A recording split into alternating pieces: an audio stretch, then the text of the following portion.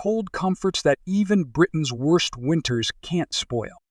At 600 feet above sea level, the garden at Rockcliffe in Gloucestershire, the home of Simon and Emma Keswick, suffers in harsh winters, but as Tiffany Daniff writes, even the worst weather cannot subdue its many charms. Photographs by Clive Nichols. Last winter, we had 12 of frost for 3 weeks, remembers Emma Keswick, walking out onto the south-facing terrace at Rockcliffe in the Cotswolds, where she and her husband, Simon, have been living on and off since 1981. We are 600 feet above sea level here, and it does get very cold. Although we wrap things in winter, we lost a lot last year. Rockcliffe is one of the most beautiful gardens in the Cotswolds, whatever time of year one sees it. From the broad Yorkstone terrace, an immaculate avenue of beech obelisks, positioned slightly closer together at the far end to make the view seem longer, reaches across the perfectly striped lawn to the field beyond the ha-ha, where Cotswold sheep graze. This point is marked with a simple bronze by sculptor Nigel Hall. In winter, when frost touches the topiary, the view is perhaps even more alluring than in late spring. The beech is predominantly out in the second week of May, when the new leaves are rice green, adds Mrs. Keswick, who has spent long periods in the Far East. When she and Mr. Keswick first came to Rockcliffe, there was nothing much by way of a garden, only fields in front of the house. The first thing she did was to stride out into the field and mark the extent of the new garden. A beautifully made ha-ha was built along this perimeter. The couple then returned to live in Hong Kong, where Mrs. Keswick, who has always been a keen gardener and is in demand for her designs, started to seriously consider the creation of the garden within the ha-ha. There were some attempts to a garden from afar, but this was more easily said than done. When in Hong Kong, she had sent the builder to go and look at her mother-in-law's path, which was a lovely old path laid with 2 stone flags vertical and the third horizontal, and when I came back to England, the builder said, "I knew you didn't really want that old York paving, so I used some new cut by a saw as opposed to hewn. It is still extremely slippery to this day." Finally, in 1989, the Keswicks returned to Rockcliffe, and the garden really began to take shape, evolving bit by bit. They put up every wall and planted most of the trees, except for the very biggest. I started the garden from the terrace and worked out, then kept adding on and adding on.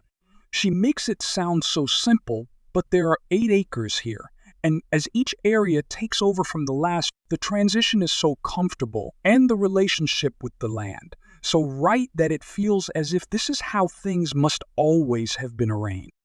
On Country Life's visit early this year, Mrs. Keswick had just returned from planting 600 new plants in the garden she designed at the Maggie's Centre in the Western General Hospital in Edinburgh. The first centre, the charity built in 1996, the need has grown and the centre has been enlarged, as has the garden. Mrs. Keswick designed the charity's first and second garden. Back in the Cotswolds, as the cold breeze blew in, she examined the plants on the terrace, checking to see how they were faring after the exceptionally harsh winter of 2022-23, which came fast on the heels of a very wet autumn, leaving woody plants no time to harden up. A 20-year-old salvia candelabrum growing against the house had been severely hit and initially seemed a goner, but fresh shoots were appearing at the base, a sign that all was not lost. There was further positive news from the Lonicera syringantha, the lilac-flowered honeysuckle, which was also shooting again. That this was the first time both plants have been so affected is proof of the severity of last winter. I wrap tender plants in anything I really worry about. There's a very beautiful rosemary, Miss Jessup's upright, which is 6 ft high now, and I cover it with 2 blankets of fleece secured with clothes pegs. The rosemary survived for the tender Daphne Balua. However, there was no chance, and it has gone onto one of the huge compost heaps. We have left things in the ground in the hope that they may come back. As you get older, you get more patient and probably more pragmatic about losing plants. In summer, exotic scent is pumped out from stands of Lilium regale from H.W. Hyde and Sons nurseries in West Sussex that live in the planters outside the orangery. These are the more formal elements of the terrace, which is deliberate. Instead, the structural box and U-forms were offset, with some low U-tums added 10 years ago.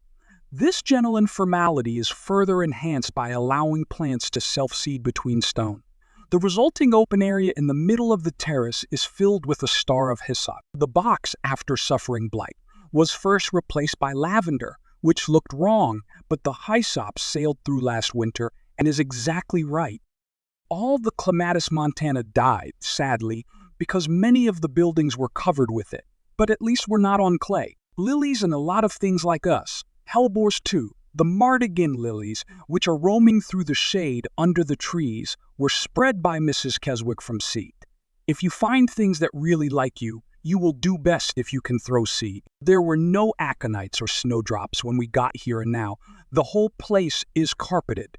Aconites take so easily from seed. They are halfway up the drive now. Snowdrops, however, are moved in the green. Originally, I did a yard a year. I split them and make holes with a fork and then drop a few green shoots in each hole. They are followed by the primroses and cowslips, which arrive by themselves. As are all good gardens, especially those that must give pleasure from the windows of the house throughout the year. Rockcliffe is underpinned by a green structure of hedges and large topiary ponds standing as markers at crossing points. Yew is clipped annually, and its potentially gloomy tones are offset by lighter greens of beech, hornbeam, and lime. One of the most lovely surprises in a garden full of the unexpected is round the corner from the terrace, where 6 Cornish controversa variegata stretch out their delicate arms over a rectangular pool. This was inspired by Helen Dillon's garden in Dublin. The Cornish were planted young and are thriving. We aerate the roots, which I know they do at Kew. Ideas often come from something she has seen when visiting other gardens. When I laid out the beech obelisks, I had in mind the avenue of statues at the Palazzo Corsini in Florence, Italy. There, in a city garden, the statues angle inwards here. The walled kitchen garden sits to the north of the house at the bottom of a shallow dip that rises gloriously through an avenue of topiary doves up to the dovecote. Everything has been thought about. Even the fruit cage, essential because of the doves, has a fleur-de-lis trim, which was copied from something I saw in France a long time ago. I started doing the topiary doves when deciding how to proceed with the dovecote. It was built in 2001 and inspiration came from various places. The weather vane from the school chapel at Eton in Berkshire. The Gothic windows from the cottage at Storehead in Wiltshire. The roof shape from France and the stone band bearing an inscription is from the Toll House in Stow-on-the-Wold. This dovecote is dedicated to a great friend, Rob Gardner, who designed and was working on it when he died. Beyond the orchard, a white hunting gate leads to the sorbarium, an area full of spring flowering and autumn-colored trees, many of them sorbus.